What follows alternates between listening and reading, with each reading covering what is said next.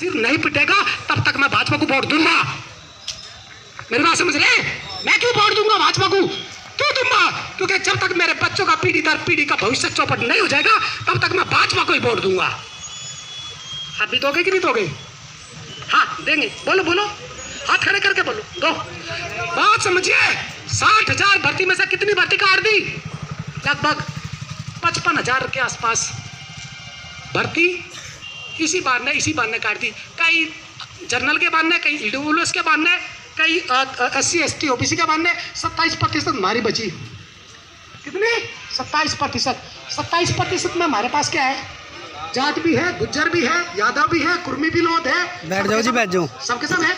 अब जहां आप टिकट भरने का चले जाओगे, हालांकि शामली मुजफ्फरनगर जनपद में थोड़ा सा कम है।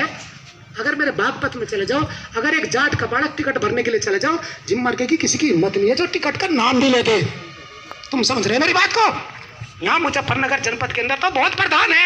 मैं तो सिर्फ एक छोटा सा उदाहरण दे रहा हूँ आप लोगों को। तुम लोगों के साथ में कैसे ठगी किया जा रहा है, पीता की जा रही है, तुम लोगों का पैर के नीचे से मिट्टी कैसे खिंचकाई जा रही है, तुम लोगों के बच्चों का भविष्य कैसे चौपट भाजपा कर रही है। बात समझ रही मेरी बात को? अरे ये तो पार में बस आई ना, तो किसानों का भी बैंड बजा देते।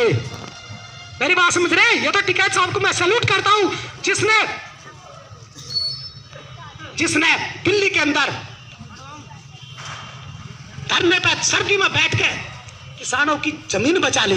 ना तो ये तो धीरे धीरे करके उस स्थिति पर लाकर खड़ा कर देंगे देश को जिस स्थिति पे पापा दम के जमाने में हुआ करते थे कि तुम लोग सिर्फ क्या है कि गुलामी करना, इसके अलावा कुछ नहीं कर सकते तुम लोग। मेरी बात समझ रहे हो? इसके अलावा कुछ नहीं कर सकते। धीरे धीरे करके वो स्थिति वापस घुमा कर ला रहे हो। एक होता ना सर्किल।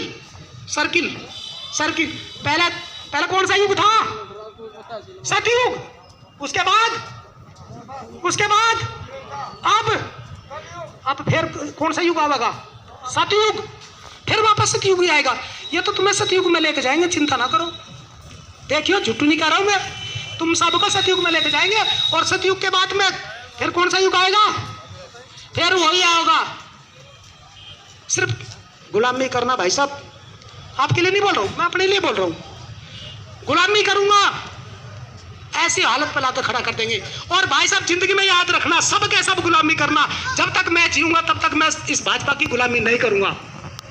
मेरी बात समझ रहे? मैं बहुत मोदी जी के बहकावे में नहीं आनेगा।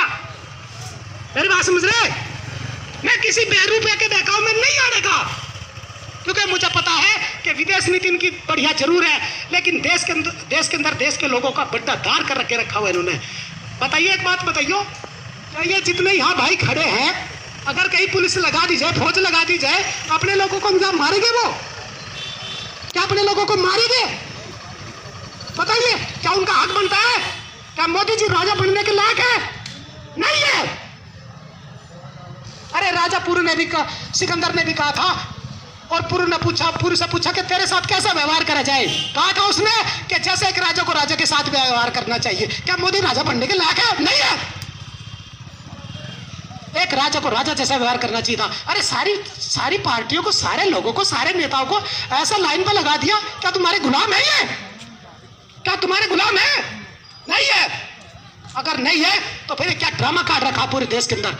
जो भी बोले, देश के 4 स्तंभ सुन लो भाइयों, मीडिया वाले जितने भी यहाँ पे खड़े हुए हैं, बताता हूँ आखिरी बात।